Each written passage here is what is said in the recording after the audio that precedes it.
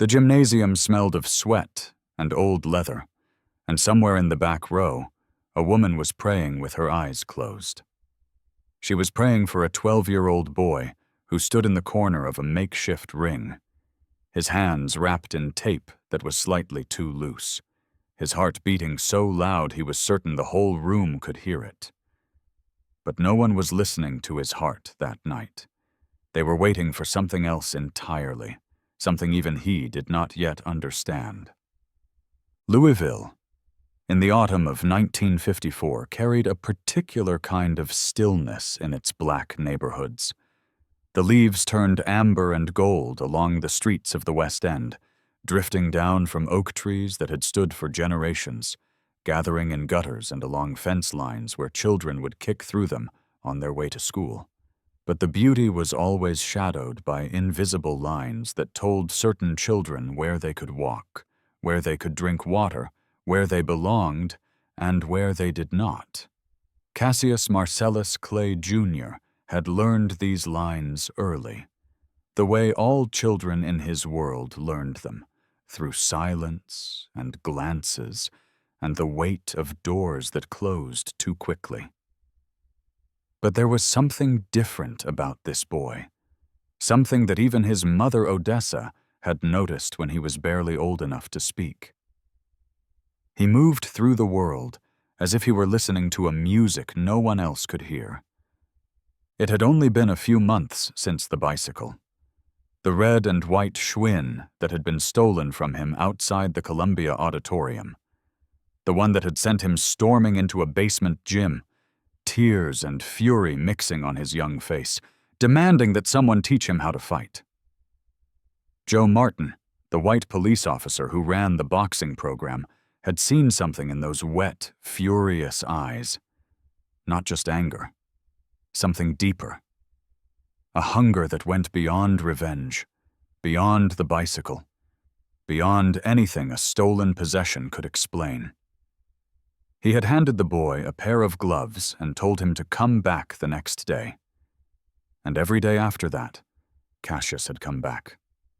Now, standing in the corner of a ring that felt both enormous and suffocating, the boy who had once cried over a bicycle was about to discover what it truly meant to be alone. The gymnasium was small, converted from what had once been a church social hall. Wooden folding chairs lined the perimeter, filled with perhaps 50 or 60 spectators, mostly family members, and local men who came to these amateur cards, the way other men went to Friday night fish fries. Cigarette smoke drifted in lazy clouds beneath the hanging lights, and the smell of it mixed with liniment and nervous perspiration. The ring itself was elevated only a foot or so off the concrete floor, its ropes frayed in places, patched with electrical tape in others, its canvas stained with the history of 100 small battles that would never be remembered by anyone except the boys who fought them. Cassius's opponent was already in the opposite corner. A boy named Ronnie something. The last name would be forgotten by morning, but in that moment he looked like a giant. He was perhaps the same age, perhaps a year older, with shoulders that seemed impossibly wide and hands that hung at his sides like sleeping weapons. Cassius felt his stomach tighten. This was not like the gym. In the gym, Joe Martin was always there, always watching, always ready to stop things before they went too far. Here, there was only the referee, a thin man with a mustache who looked bored, and the crowd, and the bell that had not yet rung, but whose silence was somehow louder than any sound Cassius had ever heard. Joe Martin climbed the ring steps and leaned close to his young fighter. The older man's face was weathered by years of watching boys become men, or watching them break, and he had learned to tell the difference early. He did not offer encouragement in the way a father might. He was not that kind of man, and this was not that kind of place. Instead, he spoke in short, practical sentences. Keep the hands up, move the feet, breathe. Remember what they had practiced. And then he said something that Cassius would not fully understand until years later. He told the boy that everyone was afraid before the first bell. The only difference between a fighter and everyone else was what happened after the fear arrived. Then he was gone, back down the steps, and Cassius was alone in a way he had never been alone before. The bell rang. It was a sound unlike anything he had expected. Sharp, metallic, final. It did not ask permission. It did not wait for him to be ready. It simply announced that the world had changed, and now there was nothing to do but move forward. Cassius walked toward the center of the ring, his gloves raised the way Joe Martin had taught him, and for a moment, everything seemed to slow down. He could see the other boy approaching. He could see the referee stepping back. He could hear the crowd, but their voices had become distant, muffled, as if he were underwater. And then Ronnie threw the first punch. It landed somewhere between Cassius's temple and his ear, a glancing blow that was not hard enough to hurt, but was hard enough to shock. The world snapped back into full speed. This was real.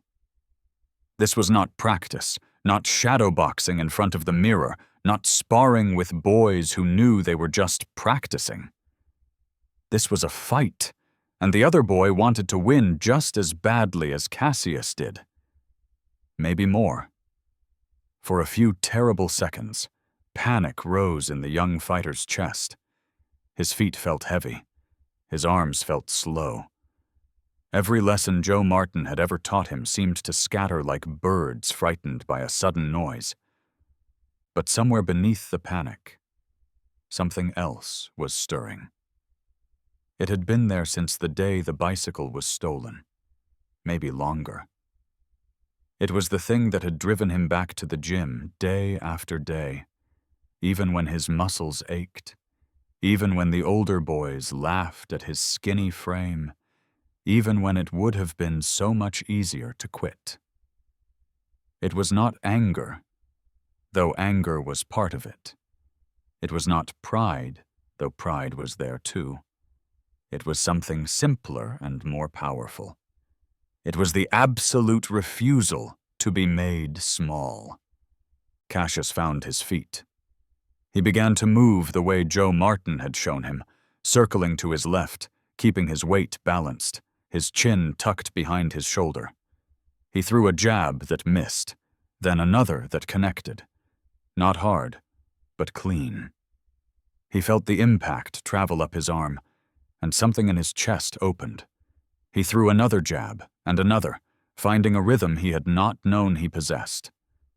The other boy was still dangerous, still throwing punches that Cassius had to dodge or absorb. But the panic was gone now. In its place was something that felt almost like joy. The first round ended, and Cassius returned to his corner. His lungs burned. His arms were already tired. But Joe Martin was there, pressing a cold sponge to the back of his neck, speaking in that same calm, practical voice. He told Cassius he was doing fine. He told him to keep moving, keep jabbing, do not let the other boy set his feet. And then the bell rang again, and Cassius was back in the center of the ring, back in that strange underwater world where everything was clear and nothing mattered except the next punch, the next movement, the next breath. The second round was harder. Ronnie had adjusted, had started cutting off the ring, forcing Cassius into corners where his footwork could not save him. A right hand caught Cassius on the chin, and for a moment his vision blurred. He grabbed the other boy, held on until the referee separated them, used those few seconds to clear his head. He could taste something metallic in his mouth. Blood, maybe, or just fear, but he did not fall. He did not quit. He kept moving, kept jabbing, kept refusing. Something was changing in the crowd. They had come expecting to see two amateur boys swing wildly at each other, the way amateur boys always did. But this skinny kid from the West End was doing something different. He was boxing. Not just fighting, but boxing, with a style that seemed almost too polished for someone so young. The old men in the folding chairs leaned forward. A few of them exchanged glances. Who was this boy? The third and final round was a blur of movement and exhaustion. Cassius's arms felt like they were filled with sand. Every punch he threw required a conscious effort of will. But he kept throwing them, kept moving, kept dancing on feet that wanted nothing more than to stop.